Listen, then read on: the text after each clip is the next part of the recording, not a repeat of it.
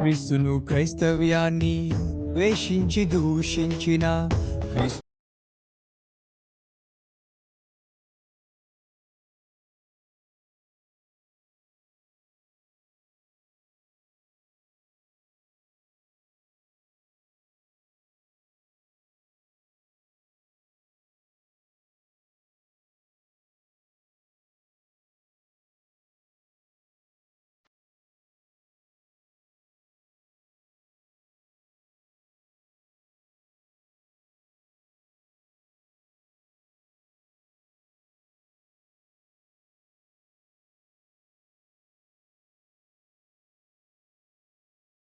ఈత వీళ్ళకి జ్ఞానం ఏమి లేదండి. జ్ఞానము ఏ జ్ఞానం లేదు.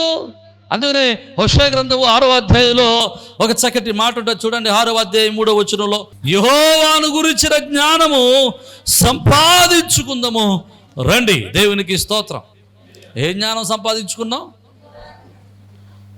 యెహోవాను గురించిన జ్ఞానం సంపాదించుకుందాం. అదే హోషేయ గ్రంథం 4వ అధ్యాయంలో 4వ అధ్యాయం 1 నుంచి 3 వచనాలు 4 వచనాలు చదువుతా అంటాడు, దేవుని గురించిన యెహోవా యందలి జ్ఞానము వారికి లేకపోవడం వల్ల వారు కృంగిపోతున్నారు, వారు అలసిపోతున్నారు, వారు నాశనం అవుతున్నారు అంటాడు.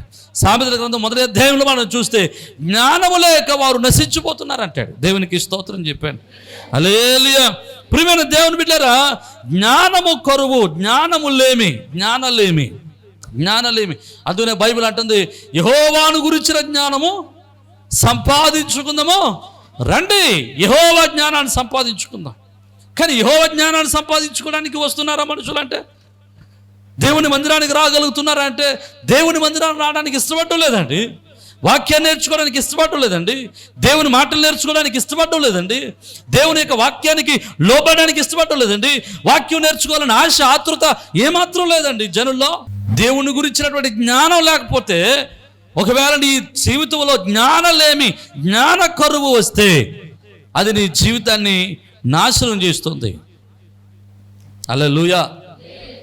అందుకనే బైబిల్ అంటాడు కదా, రండి యెహోవాను గురించిన జ్ఞానము. ఆ కింద అంటాడు చూడండి, హోషేయ గ్రంథం మధ్యలో 6వ అధ్యాయంలో, హోషేయ గ్రంథం 6వ అధ్యాయంలో చూడండి, కింద వచనాల్లో ఒక చక్కటి మాట ఉంటుంది. 6వ వచనంలో, నేను బలిని కోరను కానీ కనికరమునే కోరుచున్నాను, దహన బలుల కంటే దేవుని గురించిన జ్ఞానమే. ఆమేన్, హల్లెలూయా. ఇక్కడ ఏమన్నాడండి? నేను బలిని కోరను కానీ కనికరమునే కోరుచున్నాను. ఏంటట? దహన బలులు నేను కోరడం లేదు కానీ దేవుని గురించి జ్ఞానాన్ని నేను కోరుతున్నాను. దేవునికి స్తోత్రం. హల్లెలూయా. ఏంటి జ్ఞానము? జ్ఞానం అంటే ఏదో గొప్పది అనుకోవటం లేదండి. చక్కగా సొలొమోను గ్రంథకర్త అంటాడు, యెహోవా యందలి భయభక్తులు కలిగి ఉండుటే జ్ఞానమునకు మూలం అంటాడు. దేవునికి స్తోత్రం. హల్లెలూయా. ఏది జ్ఞానం అంటే యెహోవా యందు భయభక్తులు కలిగి ఉండటం. యెహోవా యందు భయభక్తులు కలిగి ఉండటం.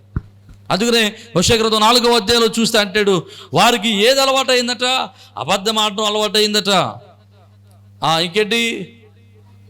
హత్యలు చేయడం అలవాటు అయిందట, దొంగిలించడం అలవాటు అయిందట, వ్యభిచారించడం అక్కడ అలవాటు అయిందంటే వాడికి అయింది. వాడికంటే అలవాటు అయిపోయింది. వీళ్ళకి కామన్గా అయిపోయింది. పొద్దున్న లేచి టిఫిన్ తినడం మనకు అలవాటు, పొద్దున్న లేచి మొహం కడుకోవడం అలవాటు, పొద్దున్న లేచి కాలకృత్యాలు చేర్చుకోవడం మనకు అలవాటు.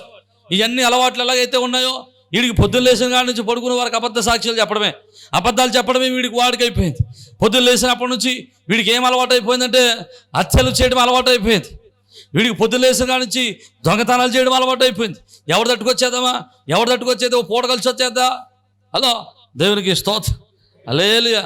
ఇచ్చిమిచ్చు పూట కలిసి వచ్చే దొంగతనాలు తప్ప అంతకు మించి ఈ సంఘంలో కానీ ఈ దేశంలో కానీ ఎవడంత దొంగతనాలు చేయడానికి నా ఉద్దేశం. మన పల్లెటూర్లు వేసి దేవునికి స్తోత్రం. హల్లెలూయా. ఏమండి, వీళ్ళే పెద్ద దొంగలు అంటే దొంగలే. నువ్వు గుండు పినేసి దొంగిలించినా, బ్యాంక్ దొంగతనం చేసినా ఒకటే దొంగతనము. మనం ఎన్ని మర్మాలు కూడినటువంటి మాటలు మాట్లాడినా సరే, మర్మాలతో కూడిన మాటలంటే పొట్టగుడు చేసింది తప్పు కాదు. కొంతమంది ఎవరైనా ఒకవేళ పాస్ గారు చూస్తే, అయ్యగారు ఆ తోట వదిలేశారని అంటారు. ఆడకి వెళ్తేనే మరి తిట్టుకుంటుంటాడు. దేవునికి స్తోత్రం. హల్లెలూయా. ప్రియమైన దేవుని పిల్లలు జ్ఞాపకం చేసుకోనండి, దొంగతనం చేయడం వాడికి అయిపోయిందట, వ్యభిచరించడం వాడికి అయిపోయిందట, అలవాటు అయిపోయింది. అలవాటైపోయింది. ఇక వ్యభిచారం అలవాటైపోయి ఇష్టానుసారంగా వ్యభిచారం చేస్తున్నారట. అందుకని అంటున్నాడు, వీళ్ళు ఎందువల్లనే వీళ్ళకి జ్ఞానం కొరవైంది. దేవుని ఎంత భయభక్తులు కొరవయ్యాయి. దేవుని ఎంత భయభక్తులు కొరవైతే ఏం కలుగుతుందని వాక్యం చెబుతుంది? నాశనం కలుగుతుంది. నాశనం. మొదటి కరువు శారీరకమైనటువంటి కరువు, ఆహారలేమి. రెండవ కరువు జ్ఞానలేమి. జ్ఞానము కరువు అవటం, దేవుని ఎంత భయభక్తులు కరువు అవటం. ఈ కరువు వలన ఏమవుతుందంటే జీవితంలోనికి, కుటుంబంలోనికి నాశనము పరిస్థితి, ప్రలాపం, ఏడుపు కొట్టి జీవితాలు ప్రవేశిస్తాయి. మన జీవితంలోనికి ప్రలాపము ప్రవేశిస్తూ ఉంది. దేవునికి స్తోత్రం. హల్లెలూయా. అన్నీ ఉంటాయి కానీ జీవితం సంతోషంగా ఉండదు, ఆనందంగా ఉండదు, బ్రతుకు స్థిరపడిన స్థితిలో ఉండదు. ఇక మూడవ కరువు చెప్తాను. ఆమోసు గ్రంథము 8వ అధ్యాయం 12వ వచనం అనుకుంటా, ఒకసారి చూద్దాం. ఆమోసు గ్రంథంలో ఒక చక్కటి మాట ఉంటుంది. ఆమోసు గ్రంథము 8వ అధ్యాయము 13 కాదు 12. కాబట్టి జనులు యెహోవా మాట వెతకుటకై ఈ సముద్రం నుండి ఆ సముద్రం వరకు, ఉత్తరం నుండి తూర్పుకి సంచరించుదురు కానీ ఎంత సంచరించిన వాక్యము దొరకదు. అంటే ఇది వాక్యపు లేమి, వాక్యపు కరువు. జాగ్రత్తగా వినండి. మన భారతదేశంలోనే కాదు, ప్రపంచ దేశాలన్నిటిలో కూడా వాక్యమునకు వ్యతిరేకమైనటువంటి పరిస్థితులు ఏర్పడతా ఉన్నాయి. సంఘానికి వ్యతిరేకమైన పరిస్థితులు ఏర్పడతా ఉన్నాయి. దేవుని బైబిల్ పరిశుద్ధ గ్రంథము మరి పంచిపెట్టడానికి, కొనడానికి వీళ్ళని పరిస్థితులు ఏర్పడతా ఉన్నాయి. కొన్ని దేశాల్లో బైబిల్ బ్యాన్ చేశారు. రాబోతున్న దేశ దినాల్లో కూడా మన భారతదేశంలో కూడా ఒకవేళ జరగవచ్చేమో. నేను వాక్యం కరువు అయిపోతుంది. వాక్యం కరువు వస్తే ఏం జరుగుతుంది? వాక్యం కరువు అయితే మనకు వచ్చే నష్టం ఏంటి? వాక్యం కరువు అయితే వచ్చే నష్టం చెప్తాను చూడండి. మీకు మంచి మాట చెప్తాను. మనకి ప్రతి ఆదివారం, ప్రతి శనివారం, వారానికి 2 సార్లు 3 సార్లు, మధ్యలో కోటాలు, 40 రోజులు కోటాలు, 3 రోజులు కోటాలు, మళ్ళీ 3 రోజులు కోటాలు, మళ్ళీ 3 రోజులు కోటాలు, అంటే 3 దిక్కులు 3 కల 3 రోజులు కోటాలు, మధ్యలో ఉపాస కోటాలు, మధ్యలో ఆ పండగలు ఈ పండగలు. ఏమండి, ఎన్ని వాక్యం చెప్పినా మన జీవితాల్లో విశ్వాసం అనేటువంటిది అభివృద్ధి అవడం లేదు. ఒకవేళ ప్రార్థన లేకపోతే, వాక్యమే లేకపోతే మన జీవితాలు ఏమైపోతాయండి? అపోస్తలుడైన పౌలు వాక్యము వినుట వలన విశ్వాసం కలుగుతుంది. అది కూడా క్రీస్తుని గురించిన వార్త వింటే విశ్వాసము కలుగుతుంది. అంటే వినటం వల్ల విశ్వాసం కలుగుతుంది. వినకపోతే ఏం కలుగుతుందండి? విశ్వాస భ్రష్టత్వంలోనికి వెళ్ళిపోతాం. వాక్యం మనం ఎందుకు వినాలంటే విశ్వాసుల బలవంతులై ఉండడానికి, విశ్వాసంలో శ్రేష్టమైన జీవితాన్ని జీవించడానికి, విశ్వాసుల బలవంతులై ఎదగడానికి మన వాక్యాన్ని వినాలా. ప్రతి వారం వాక్యం వింటున్నాం కనుకనే మనం పడిపోతున్నప్పుడు మనల్ని మనం కట్టుకోవడానికి ఉపయోగపడుతుంది. జారిపోతున్నప్పుడు మన కాలు నిలబెట్టుకోవడానికి అవకాశం కలుగుతుంది. మన యొక్క ఆలోచనలు, సాతానుడు ఆలోచనలు మారుస్తూ ఉన్నప్పుడు, చెడు ఆలోచనలు వచ్చినప్పుడు ఆలోచనలు బట్టి మనం సరి చేసుకోవడానికి వాక్యాన్ని వింటున్నాం. కాబట్టి మనం సరి చేసుకోగలుగుతున్నాం, మనం కట్టుకోగలుగుతున్నాం, మనం భద్రం చేసుకోగలుగుతున్నాం. దేవునికి స్తోత్రం. హల్లెలూయా. అసలు వాక్యమే లేకపోతే మనం ఏమైపోతామంటే విశ్వాస జీవితము భ్రష్టత్వంలోనికి వెళ్ళిపోతుంది. అందుకనే సాతానుడు చేసేటువంటి ప్రయత్నాల్లో మొదటి ప్రయత్నం ఏంటంటే మనకు వాక్యము దూరం చేయటం, మన వాక్యం వినకుండా చేయటం, వాక్యం అర్థం కాకుండా చేయటం, వాక్యం అలవాటు కాకుండా చేయటం. వాక్యం వినే సమయానికి పాటలు పాడినప్పుడు బాగానే ఉంటాం, ఆరాధన చేసినప్పుడు బాగానే ఉంటాం, లేకపోతే ఏం చేసినా బాగానే ఉంటాం, సంఘంలో ఏ కార్యక్రమం చేసినా బాగానే ఉంటాం, ప్రార్థన చేసినా బాగానే ఉంటాం. కానీ వాక్యం అనేసరికి మనకి ఎలా ఉంటుందంటే, వాక్యం అనేసరికి ఎలా ఉంటుందంటే, ఏమండి, వాక్యం అనేసరికి మొదలెట్టారా ఏమండి, ఇంక ఎప్పుడు ముగిచేస్తాడా ప్రార్థన అన్నట్టు ఉంటుంది. అది మీ ప్రాబ్లం కాదు, మిమ్మల్ని పట్టుకున్న దెయ్యం ప్రాబ్లం. ఆడు మిమ్మల్ని వాక్యం విన్నాడు. అర్థమైతే దేవునికి స్తోత్రం. హల్లెలూయా. అందుకోసం నాడు మధ్యలో వచ్చి చెవులు మూసేస్తుంటాడు, మళ్ళీ వదులుతుంటాడు. అందుకోసం ఇలా సగం అర్థం అవుతుంది. ఈ సగం అర్థం అయిందంటే పావు సగమే బయట చెప్తారు. ఆ బయటకు చెప్పింది సగం కూడా ఎలా చెప్తారంటే కలిపి చెరిపి. అందుకోసం వాక్యం చెప్పేటప్పుడు, బయట చెప్పేటప్పుడు నేనంటే నమ్మ జాగ్రత్తగా దేవునికి స్తోత్రం చెప్పండి. హల్లెలూయా. ప్రియమైన దేవుని పిల్లలకు జాగ్రత్తగా మనం ఆలోచన చేస్తే వాక్యమైనటువంటి కరువు దేశంలోనికి రాబోతుంది. వాక్యమైన కరువు దేశంలోనికి వచ్చినప్పుడు ఆ కరువు మనుషులను దేవుని యొక్క సన్నిధికి దూరం చేస్తుంది. ప్రపంచ దేశాల్లోను, భారతదేశంలోను ప్రస్తుతం చాలామంది ప్రార్థన పెట్టనవట్లేదు, వాక్యం వినవట్లేదు, సంఘాలకి వెళ్ళనవట్లేదు. కారణం ఏంటి తెలుసా? వీళ్ళ వాక్యానికి దూరంగా ఉంచాలి అని. మీకు మంచి మాట చెప్తాను, అంటే సమయం వచ్చింది కాబట్టి 1-2 విషయాలు నేను జ్ఞాపకం చేసి నేను ముగిస్తాను. ఒకసారి మనం అంటే ఒకసారి ఇలాగే ప్రార్థన జరుగుతూ ఉంటుంటే ఈ మధ్యకాలంలో సరిగ్గా నెక్కర వేసుకోవటం కూడా రానివాడు. ఆడికి నెక్కర వేసుకుని ఇచ్చుకుని ఎవరైనా నెక్కర వేసుకోరంటే ఆడి నెక్కర కూడా సరిగ్గా వేసుకోలేడు. ఇలాంటి వాళ్ళందరూ తయారయ్యి దేశం కోసం ధర్మం కోసం అని బయలుదేరి ఒక పేజీ ఫేస్బుక్లో పేజ్ ఓపెన్ చేయటం, ఎవరైనా పాస్ గారి దగ్గరికి వెళ్ళడం, లేకపోతే విశ్వాస దగ్గరికి వెళ్ళడం, అమ్మా నువ్వు విశ్వాసం కదా, నువ్వు ప్రార్థనకి వెళ్తున్నావు కదా, ఏం చెప్పండి నీ దేవుడు, ఏం చెప్పండి నీ వాక్యం అని చెప్పి ఆ వాక్యులు ఆడిడు రాసిని, ఆ సోదిగడు ఈ సోదిగడు రాసిని అన్నీ తీసి ఇగో ఇలాగొంది వాక్యం అని చెప్పి వాళ్ళు పాడు చేసి నాశనం చేసేస్తున్నారు, వాక్యానికి దూరం చేస్తున్నారు. ఒకసారి ఇలాగే ప్రార్థన జరుగుతుంది. నేను ఈ మాట కూడా చెప్పినామండి, ఒకసారి ఇలా ప్రార్థన జరుగుతుంటే హైదరాబాద్లో ఇలా ప్రార్థన జరుగుతుంటే కొంతమంది వచ్చి సంఘం మీదకి పడి ప్రార్థన ఎట్లా కుదరదన్నారట.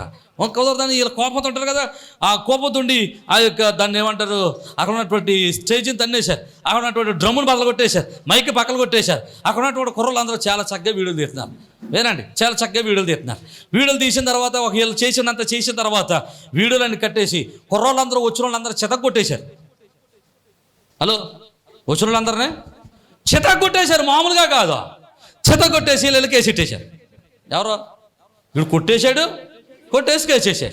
కేసెట్టేసిన తర్వాత మళ్ళీ వీళ్ళు కూడా మేము కూడా కేసెడతాం వెళ్ళారంట.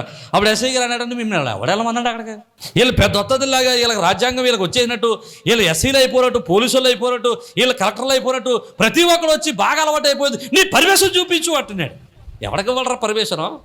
ఒక పాస్టర్ గారు ఇలాగే సువార్త ప్రకటిస్తుంటే ఒకడు వచ్చి అన్నాడు, పోటుకెళ్ళి కదా ఇలా నెక్కరేసుకోవడం కూడా రాత్రికి, వీళ్ళకి వచ్చేసి మనం ఎందుకంటే మనం ఎలా ఉంటామంటే ఎవడో వచ్చామంటే బాబా మనం ఏమనకూడదు, అయ్యా ఏమనుకోకండి అయ్యా, వెళ్ళిపోతామయ్యా కాబట్టి ముందు మీరు మిమ్మల్ని పట్టుకోలేము, పోలేదు బాబు వెళ్ళిపోతామండి బాబు.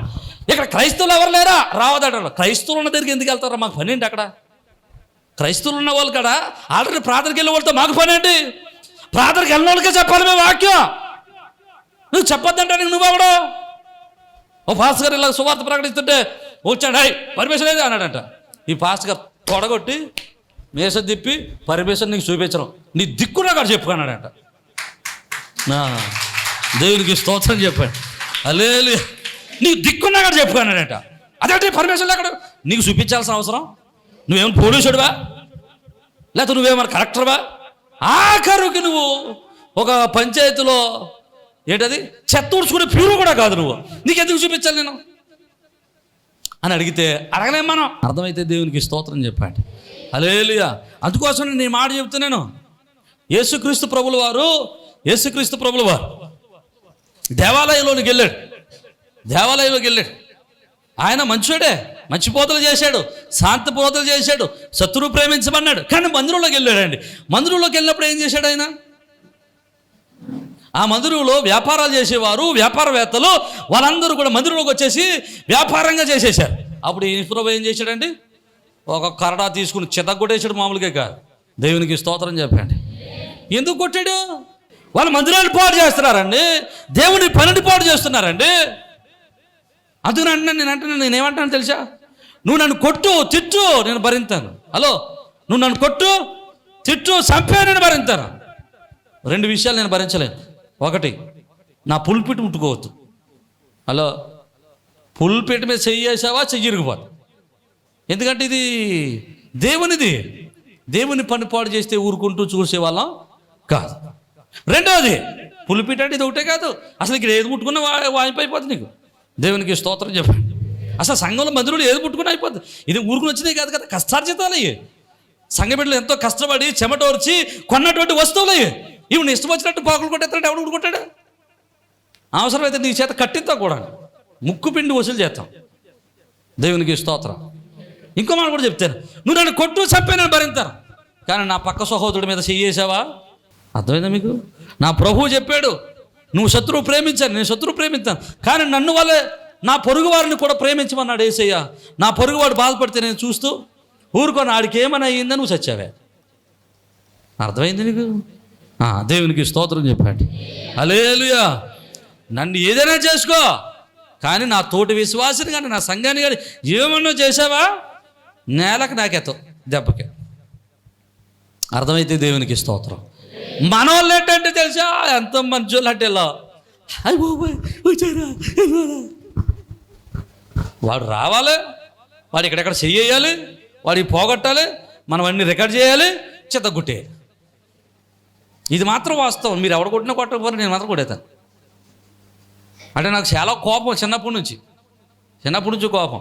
చానాల నుంచి ఆ కోపం అంతా సప్పుకుని బతుకుతున్నాను. ఎవడు దొరుకుతాడు ఉంటుందండి మామూలుగా ఉండదా. అంటే ముందాడు చెయ్యాలి సుమా, దేవునికి స్తోత్రం. హల్లెలూయా. నా మీద కాదు, మా సంఘంలో ఎవడ మీద చేసిన ఊరుకోను. సంఘంలో ఏ వస్తువు మీద చేసినా ఊరుకో. ఇది మాత్రం గట్టి వార్నింగ్ గారికి ఎవరికైనా సరే అర్థమైతే దేవునికి స్తోత్రం చెప్పండి. హల్లెలూయా. ప్రియమైన దేవుని బిడ్డలారా, జ్ఞాపకం చేసుకునండి. ఇప్పుడు ఎవడైనా సువార్త ప్రకటించొద్దు అని చెప్పడానికి ఎవరికి అధికారం లేదు. కారణం ఏంటో తెలుసా? భారత రాజ్యాంగంలో బాబాసాహెబ్ అంబేద్కర్ మనకు అధికారాన్ని ఇచ్చాడు. 25-26 ఆర్టికల్లో చక్కగా రాయబడింది. ఏంటో తెలుసా?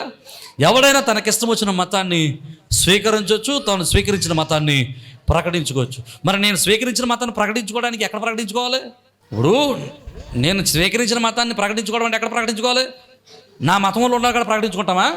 దాని అర్థం ప్రకటించుకోవడం అంటారా?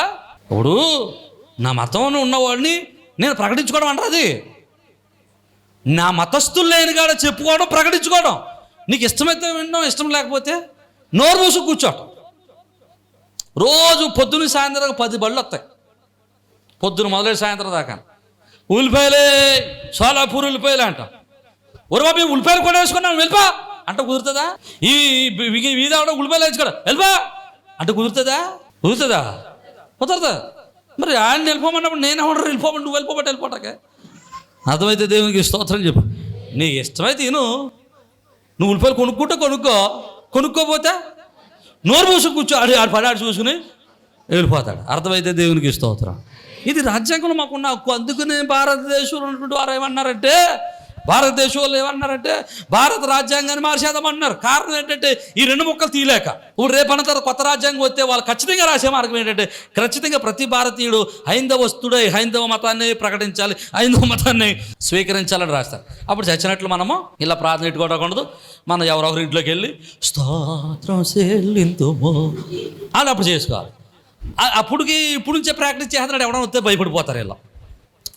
ఎందుకంటే రాజ్యాంగంలో మనకు అధికారం ఉంది. ఎవడైనా ఒకవేళ మనం చేసేది తప్ప, నేను చేసేది నీకు నచ్చదా, నేను చేసేది నీకు ఇష్టం లేదా, నేను చేసేది ఒకవేళ నీకు అభ్యంతరకరంగా ఉందా, నువ్వు వెళ్ళి పోలీస్ స్టేషన్లో కంప్లైంట్ ఇచ్చుకో. అంతేగా నువ్వు నా దగ్గరికి వచ్చి మాత్రం ఊరుకునేది లే. అర్థమైతే దేవునికి స్తోత్రం. హల్లెలూయా. సాతాను చేసేటువంటి ప్రయత్నం ఏంటో తెలుసా? సాతాను యొక్క ప్రయత్నం ఏంటో తెలుసా? వాక్యము లేకుండా చేసేయాలి. అలా చేస్తే విశ్వాసులు విశ్వాస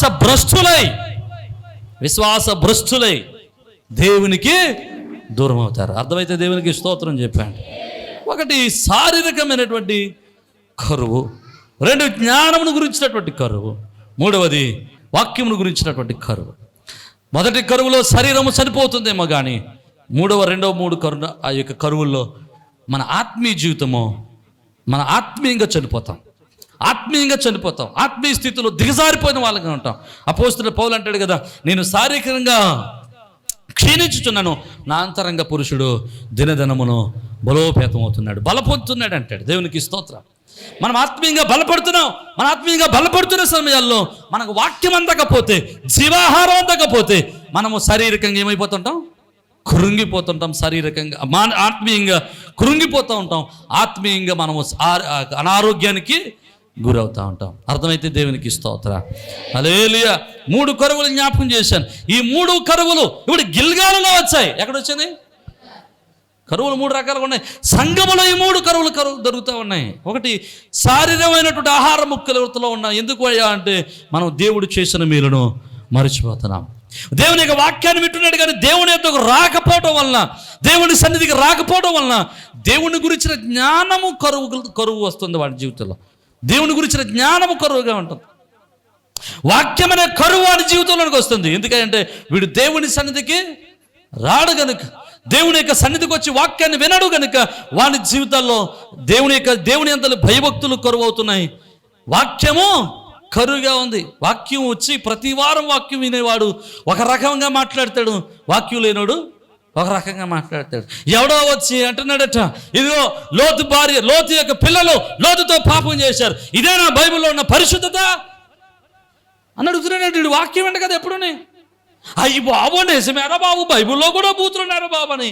వీళ్ళు ఏం చేస్తున్నారంటే దేవుణ్ణి విడిచిపెట్టి, ప్రార్థన విడిచిపెట్టి, భక్తిని విడిచిపెట్టిపోతున్నారు. కారణం ఏంటంటే వీళ్ళు వాక్యమైన కరువులో ఉన్నారు కనుక వారు ఆత్మీయంగా మృతమైపోతున్నారు.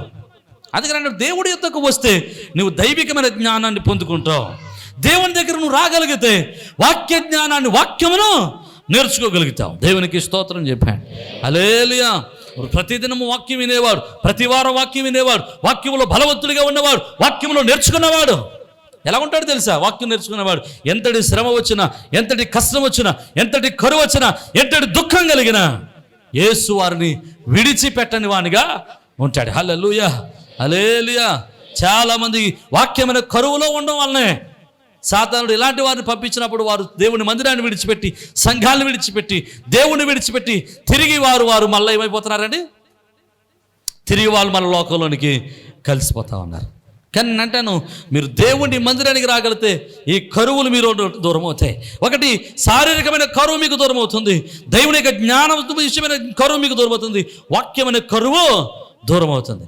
ఎప్పుడైతే ఈ 3 కరువులు మీకు దూరం అయ్యాయో మీరు దేవుని కృపను పొందుకోగలుగుతారు. హల్లెలూయా, హల్లెలూయా. ప్రియమైన దేవుని వల్ల జాగ్రత్తగా వినండి. ఎందుకు ఆ దేశంలో కరువు వచ్చింది? అసలే గిల్గాలులో ఎందుకు కరువు వచ్చింది? అసలే గిల్గాల్లో ఎందుకు కరువు వచ్చింది? మళ్ళీ ఆ మాట మళ్ళీ చదువుదాం. ఎలీషా గిల్గాలునకు తిరిగి రాగా, అనగా ఎలీషా గిల్గాలులో అప్పుడప్పుడు వచ్చి వాక్యం చెప్తుండేవాడు.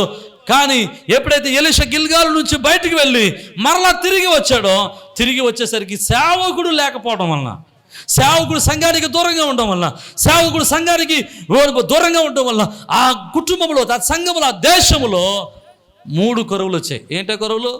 ఆహారం కొరత వచ్చింది, జ్ఞాన కొరత వచ్చింది, వాక్యం కొరత వచ్చింది. ఆ కుటుంబ దేశము ఇబ్బందులు పడుతూ ఉన్నారు. అందుకనే దేవుని యొక్క వాక్యంలో మనం జ్ఞాపకం చేసి చాలామంది ఏమంటారో తెలుసా? తెలివైన వాళ్ళు, చాలామంది తెలివైన వాళ్ళు, ఆమె చర్చికి వెళ్ళాలంటే, మాకు పాస్టర్ ఉండాలంటే, మా పాస్టర్ లేకపోతే మేము బతికేస్తామంటారు. అసలు పాస్టర్ లేకుండా నీ విశ్వాస జీవితం ఎంతవరకు ఉంటుంది గమనించు. నీకు సేవకులు లేకపోతే నీ విశ్వాస జీవితం ఎంతవరకు బలపడుతుంది చూడు. వాక్యం చెప్పే సేవకులు లేకపోతే నువ్వు ఎంతగా వాక్యంలో బలపడతావో జ్ఞాపకం చేసుకో. నువ్వు సేవకుడికి దూరంగా ఉన్నా, సంఘము సేవకుడికి దూరంగా ఉన్నా, సేవకుడు సంఘానికి దూరంగా ఉన్నా, ఆ దేశంలో, ఆ సంఘములోను కరువు వస్తుంది. అర్థమైతే దేవునికి స్తోత్రం. హల్లెలూయా. అందుకనే ఇశ్రాయేలీయులు ఆ యొక్క సీనాయి అరణ్యములో 40 దినాలు మోషే ఆ కొండ ఎక్కి ప్రార్థన చేయడానికి వెళ్తే కింద ఎప్పుడైతే సేవకుడు కనబడలేదో ఇశ్రాయేలీయులు అందరూ ఏం చేశారంటే దూడ చేసేసారు, విగ్రహం చేసేసారు. కారణం ఏంటంటే సేవకుడు వాళ్ళకి దూరంగా ఉన్నాడు. అర్థమైతే దేవునికి స్తోత్రం చెప్పాడు. హల్లెలూయా. సేవకుడు దూరంగా ఉంటే సంఘము కరువులోకి వస్తుంది. సేవకుడికి విశ్వాస దూరంగా ఉన్నా ఆ విశ్వాస జీవితంలో కరువు వస్తుంది. ఏ కరువు వస్తుంది? 3 కరువులు. ఒకటి శారీరకమైన కరువు, జ్ఞానం కరువు, వాక్యమైన కరువు. దేవునికి స్తోత్రం. ఇంకో మాట కూడా, నేను ఈ మాట నన్ను ఇలా కూడా చెప్పనివ్వండి. సేవకుడు అక్కడ వచ్చి వాక్యం చెప్పి ఆయన పని మీద వెళ్ళాడు. ఆయన అలా కొంచెం దూరం వెళ్ళి మళ్ళీ తిరిగి వచ్చేసరికి దేశమంతా ఏమైపోయిందంటే, దేశమంతా దేవునికి విశ్వాసఘాతకులు అయిపోయారు, దేవునికి దూరం అయిపోయారు. నేనంటాను సేవకుడు నీకు దగ్గరగా ఉన్నా, సేవకుడు నీకు దూరంగా ఉన్నా. అందుకని అపోస్తలుడు పౌలు అంటాడు, ఇదిగో నేను ఉన్నప్పుడే భయంతో ఉన్నారు, నేను వచ్చేసినప్పుడు ఇష్టం ఉంటుంటాను. ఈసారి నేను వచ్చినప్పుడు బెత్తు పట్టుకుని ఏమట్టుకుని వస్తాడంట? బెత్తం పట్టుకుని వస్తాడంట. ఎందుకు బెత్తం పట్టుకు వస్తాడు? పాస్టర్ గారు ఉన్నప్పుడు చాలా బాగా పని చేస్తారండి. అయ్ తీసేయి, గిన్నెలు తీసేయి, అది తీసా అంట. పాస్టర్ గారికి పైకి వెళ్ళిపోయాడంటే ఇంకంతే. దేవునికి స్తోత్రం. అయ్యో ఎప్పుడు చేసుకునే వాళ్ళే చేసుకోవాలి మళ్ళీ. దేవునికి స్తోత్రం చెప్పండి. హల్లెలూయా. సేవకుడు దగ్గరగా ఉన్నప్పుడు మంచి సాక్ష్యాలు చెప్పేస్తారు. సేవకుడు లేడు, పక్క విశ్వాసం ఉంది, ఏం చెప్తుంది? భాస్కర్ ఉన్నప్పుడు దేవుని గురించి మాట్లాడుతుంది. భాస్కర్ వెళ్ళిపోయిన తర్వాత శుభ్రంగా రాత్రి సీరియల్, ముందర సీరియల్, చూసే సినిమాలు, కట్టుకున్న బట్టలు, ఏమంటే దేవునికి స్తోత్రం. అంటే ఆడవాళ్ళు అంటున్నారని అనుకోపాకండి, మగవాళ్ళు కూడా అదే పరిస్థితిలో ఉన్నారు. మొన్న ఒక ఆయన అన్నాడట, చూసావా పాస్టర్ అంతమంది ఆడవాళ్ళ గురించి చెప్తున్నాడే, మగవాళ్ళ గురించి చెప్పట్లేదు, మగవాళ్ళు కూడా చెప్తారు. దేవునికి స్తోత్రం. అలేలు. మగవాళ్ళకు మాత్రం చేసే పని ఏముందండి? ఎవరైనా సరే అది స్త్రీ అయినా అది పురుషుడైనా సరే, సేవకుడు ఉంటే ఒకలాగా, సేవకుడు లేనప్పుడు మరోలాగా ఉండడానికి వీలు లేదు. సేవకుని ఎదుట ఒకలాగా, సేవకుడు వెళ్ళిపోయిన తర్వాత మరొకలాగా ఉండడానికి వీలు లేదు. సేవకుడున్నా, సేవకుడు దూరంగా ఉన్నా, సేవకుడు నేర్పిన వాక్యములో, సేవకుడు చెప్పిన బాటలో, సేవకుడు చూపించిన బాటలో సంఘము నడుస్తూ ఉంటే అది కుటుంబానికి, సంఘానికి దీవెనకరంగా ఉంటుంది. హల్లెలూయా, హల్లెలూయా. ప్రియమైన దేవుని బిడ్డలారా, జ్ఞాపకం చేసుకునండి.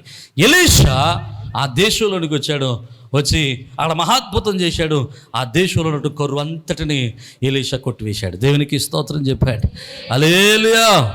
ఈరోజు సంఘానికి వచ్చేటువంటి మీ జీవితాల్లో, సేవకుడికి సమీపంగా వచ్చేటువంటి మీ జీవితాల్లో, సంఘంలో సేవకుడితో ఐక్యమైనటువంటి మీ జీవితాల్లో ఈరోజు ఏ కరువుతో ఉన్నారో నాకు తెలియదు. కుటుంబంలో ఆర్థికపరమైన ఇబ్బందుల్లో ఉన్నారేమో నాకు తెలియదు. ఒకవేళ ఆత్మీయమైనటువంటి దైవిక జ్ఞానం కొరతతో ఉన్నారేమో నాకు తెలియదు. వాక్యపు కొరతతో, వాక్యపు లేమిలో ఉన్నారేమో నాకు తెలియదు. ఈరోజు సంఘం దగ్గరికి వచ్చినప్పుడు, సేవకుడి దగ్గరికి వచ్చినప్పుడు మీకున్న ప్రతి లేమి యేసు నామములో కలివిగా మార్చబడును గాక. మీకున్న ప్రతి లోటు యేసు నామములో ఆశీర్వాదకరంగా మార్చబడును గాక. సంఘమునకు సేవకునికి కట్టుకట్టబడినప్పుడు సేవకుడికి ఆశీర్వాదం మీ మీద నిలిచి ఉండును గాక. మీరు దేవుని కృపకు, మరి దేవుని కృపను పొందుకుందురు గాక, దేవుని మహిమను పొందుకుందురు గాక. వారికి ఉన్న ఆకలి ఆనందంగా మార్చబడినట్లుగా మీకున్న ఆకలి ఆనందంగా మార్చబడును గాక. మీ దుఃఖము సంతోషముగా మార్చబడును గాక. తల వంచండి, ప్రార్థన చేద్దాం. సర్వకృపానిధి, ప్రేమ కలిగిన తండ్రి, అయా యువతను వినున్న వాక్యాన్ని మా హృదయంలో నాటిపచ్చేయండి. మీరే మహిమ పొంది కృపల బలపరచమని, నీ దివ్యాశీర్వాదంతో మమ్మల్ని నడిపించమని, ఘనత మహిమ ప్రభావాలు మీరు పొందుకునమని, ఇక్కడ వచ్చిన ప్రతి బిడ్డను మీరు దీవించండి. నీ పరలోక ఆనందం, పరలోక సంతోషం ప్రతి ఒక్కరు దయచేయండి. వాక్యం వింటున్న ప్రతి ఒక్కరి జీవితాల్లో ప్రతి కరువును యేసు నామములో ఈ క్షణం పొమ్మని జపిస్తున్నా. వారి ప్రతి కలిమి యేసు నామములో, ప్రతి లేమి యేసు నామములో కలిమిగా మార్చబడును గాక. మీరే మహిమ పొంది కృపల బలపరచమని యేసు ఘన నామమును బట్టి స్తుతించి వేడుకొనుచున్నాం మా పరమ తండ్రి. ఆమేన్, ఆమేన్. అందరికీ షలోమ్.